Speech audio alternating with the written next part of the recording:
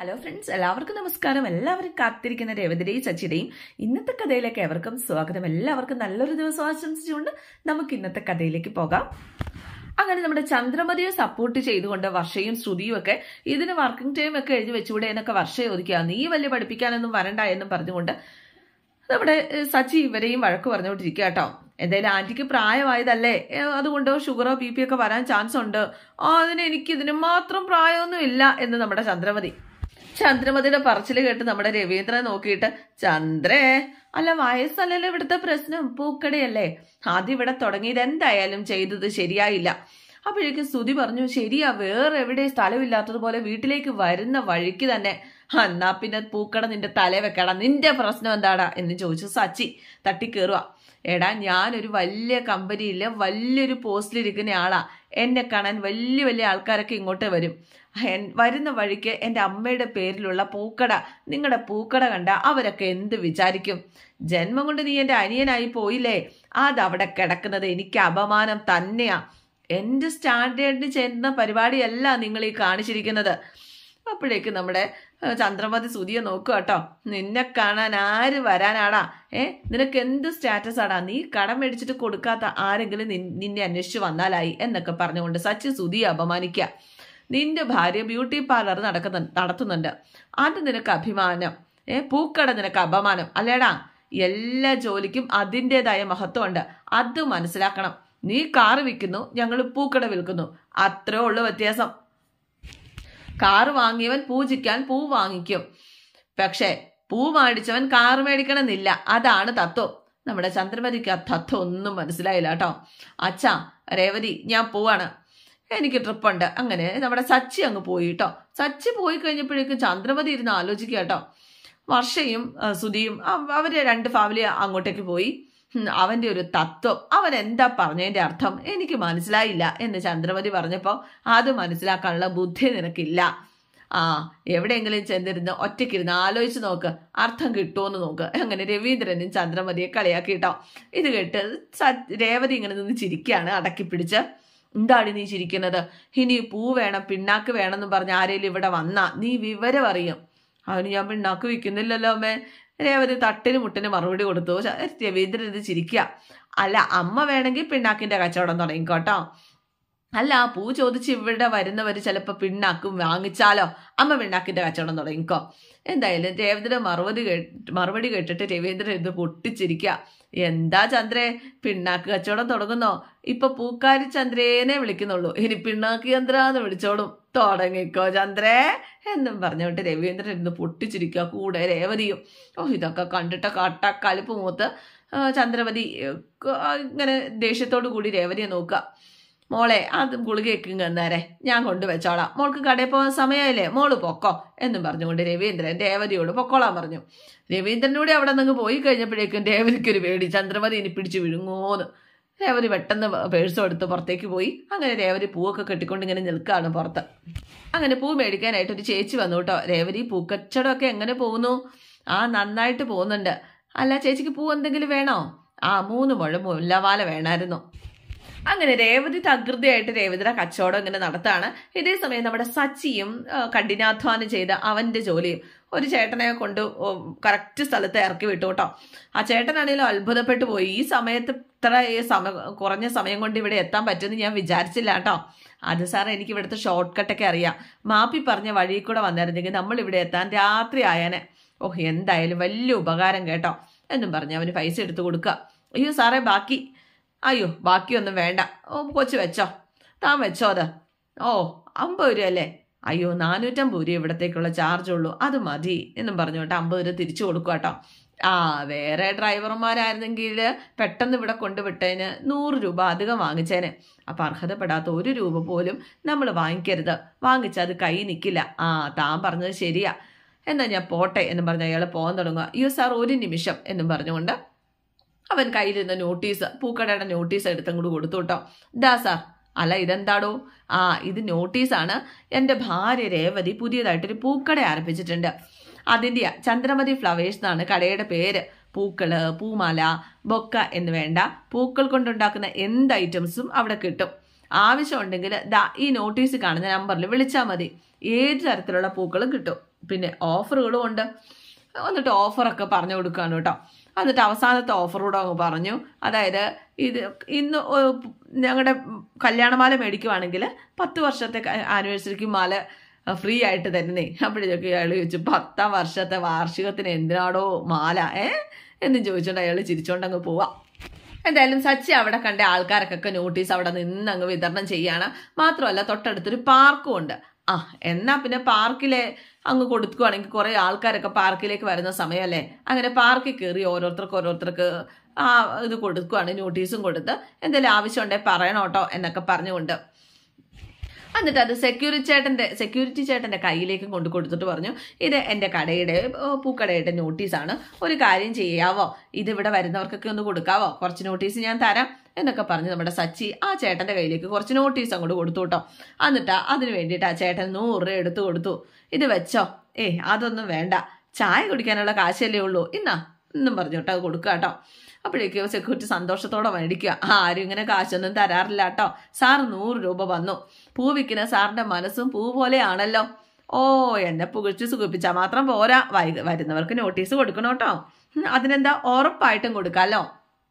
അങ്ങനെ സച്ചി വീണ്ടും അവിടെയുള്ള ബാക്കിയുള്ളവർക്ക് നോട്ടീസൊക്കെ ഇങ്ങനെ കൊടുക്കുകയാണ്. ആ സമയത്താണ് സച്ചി ഒരു കാഴ്ച കാണുന്നത്. എത്ര മനോഹരമായ കാഴ്ച! എന്താ, നമ്മുടെ സുധി കപ്പലണ്ടിയും കുറച്ചോണ്ടിരിക്കുകയാണ് കേട്ടോ. സുധി പാർക്കിൽ കപ്പലണ്ടിയും കുറച്ചോണ്ടിരിക്കണ കാഴ്ച കണ്ട് സച്ചി ആദ്യം ഒന്ന് ഞെട്ടിയെങ്കിലും ഏകദേശം സച്ചിക്ക് കാര്യമൊക്കെ മനസ്സിലായി തുടങ്ങിയിട്ടുണ്ട്. അല്ല, ഇവനെന്താ ഇവിടെ എന്നൊക്കെ മനസ്സിലിങ്ങനെ ഓർക്കുകയാണ്. എന്നിട്ട് തിരിഞ്ഞും മറിഞ്ഞും കിടന്നും ഒക്കെ സച്ചി ഇങ്ങനെ നോക്കുക, കുറുക്കം നോക്കുന്നത് പോലെ. അമ്പട വീര, അപ്പൊ ഇതാണല്ലേ നിന്റെ പരിപാടി, എന്നും രാവിലെ കുളിച്ചൊരുങ്ങി അങ്ങ് പോകും. അയ്യോ, അവന് എന്തൊക്കെയാണ് രാവിലെ ഷോറൂം, തേച്ച പാൻറ് ഷർട്ടും, ഒന്നും പണയണ്ട. ഇതേ സമയമുണ്ടല്ലോ നമ്മുടെ സച്ചി എന്നിട്ട് ഇതെല്ലാം വീഡിയോ എടുക്കുകയാണ് കേട്ടോ. സുധി ചെയ്യുന്ന ഓരോ കാര്യം, കപ്പലണ്ടി കുറയ്ക്കുകയാണ്, എന്നിട്ട് കപ്പലണ്ടി മുകളിലേക്ക് ഇടുന്നു, വായി പിടിക്കുന്നു, അയ്യോ അത് കിട്ടിയില്ല, ഇത് കിട്ടിയില്ല, ഇങ്ങനെ ഭയങ്കര കളിയാണ് കേട്ടോ. ഇതുങ്ങൾ രണ്ടുപേരും കൂടെ കളിച്ച് ഇങ്ങനെ ഇരിക്കുകയാണ്. ഇതാണല്ലേടാ പരിപാടി, കാണിച്ചു തരാടാ, നിനക്ക് കാണിച്ചു തരാടാ.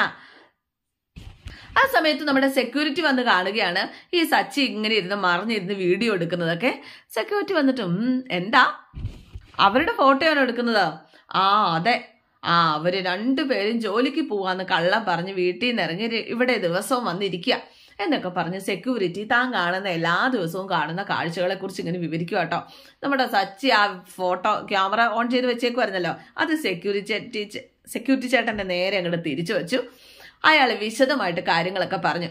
ഉച്ചയ്ക്ക് കഴിക്കാനുള്ള ഭക്ഷണമൊക്കെ വീട്ടിൽ നിന്ന് കൊണ്ടുവരും, രണ്ടുപേരും ഷെയർ ചെയ്ത് അത് കഴിക്കും. പിന്നെ കുറെ ചായ കുടി, പലഹാരം, പിന്നെ കളി, ചിരി, ഇങ്ങനെ ഇത് വർത്താനം, ഉറക്കം, ഒന്നും പറയണ്ട. കറക്റ്റ് 6 മണിയാകുമ്പോൾ ഇതുങ്ങൾ തിരിച്ച് വീട്ടിലേക്ക് പോകും. വീട്ടിൽ നിന്ന് ജോലിക്കാന്നും പറഞ്ഞ് വരുന്നതാണെന്നാ തോന്നുന്നത്. അങ്ങനെ എല്ലാ കാര്യങ്ങളും വ്യക്തമായിട്ട് പറയാണ്. അപ്പൊ സാറ് ജോലിക്കൊന്നും പോകുന്നില്ല അല്ലേ എന്നും പറഞ്ഞുകൊണ്ട് നമ്മുടെ സച്ചി സെക്യൂരിറ്റി ചേട്ടന് കൈ കൊടുക്കുകയാണ് കേട്ടോ. കോട്ട് കൈ. ചേട്ടാ ദാ ഈ 50 രൂപ കൂടെ വെച്ചോ. അല്ല, ഇതെനിക്കൊന്നും മനസ്സിലാവുന്നില്ല. ചേട്ടന് മനസ്സിലാവുന്നില്ല, പക്ഷെ എനിക്കെല്ലാം മനസ്സിലായി. അതുപോലെ തന്നെ എനിക്ക് മനസ്സിലായ കാര്യങ്ങൾ വീട്ടിലുള്ള എല്ലാവർക്കും മനസ്സിലാക്കി കൊടുക്കും. അങ്ങനെ കപ്പലണ്ടി കുറച്ച് കഴിഞ്ഞിട്ട് ഇവര് റോക്കറ്റ് ഉണ്ടാക്കി കളിക്കുകയാണ്. നമ്മുടെ സച്ചി പുഞ്ചിരിയോട് കൂടിയിട്ട് ഇതൊക്കെ എടുത്തോണ്ടിരിക്കുകയാണ്. അതിനുശേഷം രണ്ടുപേരും കൂടെ പാർക്കിലേക്ക് കളിക്കാനായിട്ട് പോവാണ്. സ്ലൈഡ് ഉണ്ടല്ലോ കുഞ്ഞുങ്ങളുടെ, ആ സ്ലൈഡില് ഊർന്ന് കളിക്കുകയാണ് കേട്ടോ. പോത്ത് പോലെ വളർന്ന 2 ഈ ചേട്ടന്മാര് ഇങ്ങനെ കിടന്ന് കളിക്കുന്ന കാഴ്ച, അയ്യോ നമുക്ക് സച്ചിക്ക് ഇതൊക്കെ കണ്ടിട്ടുണ്ടല്ലോ, ചിരിയും വരുന്നുണ്ട്. സച്ചി എന്നിട്ട് മറിഞ്ഞൊന്നും എടുക്കുക, ഇതുകൂടെ കളിയൊന്ന് കാണേണ്ട കാഴ്ച തന്നെയാണ് കേട്ടോ. സ്ലൈഡിൽ നൂർന്നിങ്ങ് വരും നമ്മുടെ സുധി, എന്നിട്ട് നേരെ വന്ന് മണ്ണിലേക്ക് കുണ്ടിയും കുത്തിയും കൂടെ ഒറ്റ വീഴ്ച വീഴും. അപ്പോഴേക്ക് സെക്യൂരിറ്റിക്കാരൻ വീണ്ടും വന്നു കേട്ടോ. വീഡിയോ എടുത്ത് കഴിഞ്ഞില്ലേ? കഴിഞ്ഞില്ല, കഴിയാൻ പോണേ ഉള്ളൂ. പിന്നെ ഇതുണ്ടല്ലോ ബോംബാ, വെറും വീഡിയോ അല്ല. ഇതേ ഞാൻ പൊട്ടിക്കും, നോക്കിക്കോ, ഈ ബോംബ് ഞാൻ ഇന്ന് പൊട്ടിക്കും. എന്തായാലും സെക്യൂരിറ്റി അങ്ങ് പോയി. സച്ചി വീണ്ടും നോക്കുവാണ്. രണ്ടുപേരും കൂടെ സ്ലൈഡിൽ കൂടെ ഊർന്നു പോരുന്നതിന് പകരം സ്ലൈഡിന്റെ ആ സൈഡിൽ കൂടെ തന്നെ അങ്ങോട്ട് തിരിച്ചു കയറാനൊക്കെ നോക്കുകയാണ്. എന്തായാലും രണ്ടിന്റെ കളി നല്ല രസമുണ്ട് കാണാനായിട്ട്. അങ്ങനെ കളിച്ച് സച്ചി മടുത്തു കേട്ടോ. സുധി മടുത്തു. സുധി എന്നിട്ട് പറയാ, അയ്യോ ഞാൻ ഇവിടെ കിടന്ന് കഷ്ടപ്പെടുന്നത് ആരെങ്കിലും അറിയുന്നുണ്ടോ? എന്തായാലും കറക്റ്റ് 1 മണിയാകുമ്പോൾ ഇനി അതുങ്ങൾ ഊണ് കഴിക്കാൻ വരുമെന്ന് നമ്മുടെ സെക്യൂരിറ്റി വന്ന് പറയാണ് കേട്ടോ. ഇതേ സമയം കറക്റ്റ് സമയമായി എന്നും പറഞ്ഞിട്ട് കൂട്ടുകാരൻ സുധിയോട് പറഞ്ഞു, അങ്ങനെ ഊണ് കഴിക്കാൻ സമയമായോ എന്നും പറഞ്ഞു സുധിയും ചാടി എഴുന്നേറ്റു. അവർ ഊണ് കഴിക്കാനായിട്ട് പോവുക. രണ്ടുപേരും കൂടെ ഷെയർ ചെയ്ത് ഊണ് കഴിക്കാനായിട്ട് കയ്യെ പിടിച്ച് ലാലാപാടി പോവാണ്. എന്തായാലും ഊണ് കഴിച്ചു, നല്ല പുളിശ്ശേരിയൊക്കെയാന്നൊക്കെ പറഞ്ഞ് പരസ്പരം ഷെയർ ചെയ്ത് നിങ്ങൾ കഴിച്ചിട്ട് എന്നായി നീ ഇച്ചിരി ഉറക്കം എന്നും പറഞ്ഞുകൊണ്ട് അവൻ അവിടെ കിടന്നുറങ്ങാണ്. അങ്ങനെ ആ ഉറങ്ങുന്ന വീഡിയോ വരെ നമ്മുടെ സച്ചി പോയി, സുധി ഇങ്ങനെ കിടക്കുകയാണല്ലോ, സച്ചി പോയി തൊട്ടരികിൽ പോയി നിന്ന് എടുത്ത ഫേസ് നല്ല കറക്റ്റ് ആയിട്ട് കിട്ടുന്ന രീതിയിൽ. അത് കഴിഞ്ഞ് ഇടയ്ക്ക് കൂട്ടുകാരൻ എഴുന്നേറ്റു കേട്ടോ, എടോ ബ്രോ ദേ 3 മണിയായി, നമുക്ക് ചായ കുടിക്കണ്ടേ എന്നൊക്കെ പറഞ്ഞുകൊണ്ട് പതുക്കെ രണ്ടുപേരും കൂടെ എഴുന്നേറ്റിട്ട് എന്നാ നമുക്ക് അടുത്ത പരിപാടി എന്നും പറഞ്ഞുകൊണ്ട് ബാഗിൽ നിന്ന് സ്നാക്സ് ഒക്കെ എടുത്ത് സ്നാക്സ് കഴിക്കുക. വീട്ടിലുണ്ടാക്കിയ പലഹാരമാ, ആരുടെയോ വീട്ടില് ഏതോ വീട്ടിലുണ്ടാക്കിയതാ എന്നൊക്കെ പറഞ്ഞുകൊണ്ട് കൂട്ടുകാരൻ മുറുക്കിന്റെ തൊള വരെ അവർ തപ്പി നോക്കുന്നുണ്ട്. സെക്യൂരിറ്റി ഇടയ്ക്ക് വന്ന് ചോദിക്കുന്നുണ്ട് സച്ചിയോട് ഷൂട്ടിങ് തീർന്നില്ലേ എന്നൊക്കെ. ഇനി നമുക്ക് നാളെ വേറെ പലഹാരം കൊണ്ടുവരാം എന്നും പറഞ്ഞുകൊണ്ട് ഇവര് സമയമായി അവരവിടെ നിന്ന് പോവാം. എന്തായാലും ഈ പടം ഹിറ്റാകും ഉറപ്പാ എന്ന് സച്ചി സെക്യൂരിറ്റിയോട് പറഞ്ഞു. എന്നിട്ട് പറഞ്ഞു, നോട്ടീസ് ഇനിയും ബാക്കിയുണ്ടല്ലോ ചേട്ടാ, അവിടെയൊക്കെ ആൾക്കാരുണ്ട്, ഒന്ന് കൊടുക്കേട്ടാ. അങ്ങനെ നമ്മുടെ സെക്യൂരിറ്റി ചേട്ടൻ സച്ചിയുടെ നോട്ടീസുമായിട്ട് നടക്കാണ്. അങ്ങനെ നമ്മുടെ സച്ചി എല്ലാം ഷൂട്ട് ചെയ്തു കേട്ടോ. സച്ചിക്ക് ദേഷ്യം കയറാൻ കാരണം ഇന്ന് രാവിലെ കൂടി ഈ സുധി പറഞ്ഞിരുന്നു, എനിക്ക് നാണക്കേടാണ്, ഞാൻ വലിയ ഷോറൂമിലാണ് വർക്ക് ചെയ്യുന്നത്, നീ അവിടെ പൂക്കട വെച്ചേക്കുന്നത് എനിക്ക് ഭയങ്കര നാണക്കേടാണ്, എൻ്റെ സ്റ്റാറ്റസിന് ചേരുന്നതല്ല, എന്തൊക്കെയാ പറഞ്ഞത്. എന്തായാലും നേരെ ഇതും കൊണ്ട് അങ്ങോട്ട് ചെന്നില്ലേ വീട്ടിലേക്ക് നമ്മുടെ സച്ചി ഈ ബോംബുമായിട്ടാ. അച്ഛാന്ന് പറഞ്ഞ് ഓടി വരാണ് കേട്ടോ.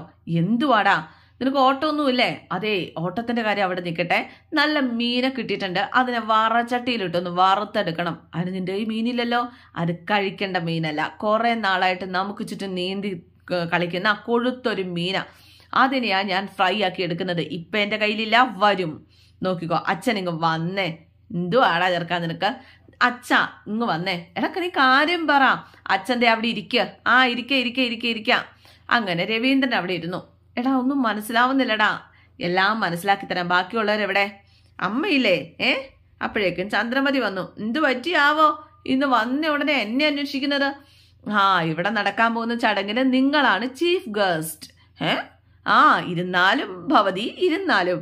അല്ല ബാക്കിയുള്ളവരെന്തേ? രേവതി എടാ ശ്രീകാന്തേ, നീ പെണ്ണിനെ കൂട്ടിക്കൊണ്ട് വാടാ. അപ്പോഴേക്കും രേവതി വന്നു കേട്ടോ. എന്താ സുചേട്ടാ? രേവതി, നീ ആ പൗഡർ പൂച്ചുന്ന പെണ്ണിനോട് വരാൻ പറഞ്ഞേ, അവൾ ഉറപ്പായിട്ട് ഈ ചടങ്ങിൽ പങ്കെടുക്കണം. എന്ത് ചടങ്ങ്? അതൊക്കെ ഉണ്ട്, അല്ലെങ്കിൽ ഞാൻ തന്നെ വിളിക്കാം. പൗഡറേട്ടത്തിയേ ഒന്നിങ്ങോട്ട് വന്നാലും. അപ്പോഴേക്കും ചന്ദ്രമതി ചോദിച്ചു, രവിയേട്ടാ ഇവനെന്തിനാ പറ്റിയേ? ഇവനെന്തിനാ എല്ലാരെയും വിളിച്ചു കൂട്ടണത്? ശരിയാണല്ലോ. എടാ സച്ചി എന്താ നീ കാര്യം പറ. നിക്ക് അച്ഛാ, വിഷയമുണ്ട് അച്ഛാ, എല്ലാരും വരട്ടെ, വെയിറ്റ്. ഇനിയിപ്പോൾ ആരാ വരാനുള്ളത്? അതെ പൗഡറേട്ടത്തി, ഒന്ന് പെട്ടെന്ന് വാ എൻ്റെ പൗഡറേട്ടത്തിയേ. അങ്ങനെ നമ്മുടെ സച്ചി എല്ലാരെയും കാത്തിരുന്ന് ശ്രുതി സഹിത ഇറങ്ങി വന്നു. നിങ്ങൾ വേണം ഇത് കാണാൻ, നിങ്ങൾ ഇവിടെ തീർച്ചയായിട്ടും വേണം. ഞാൻ ആരാന്നറിയാമോ?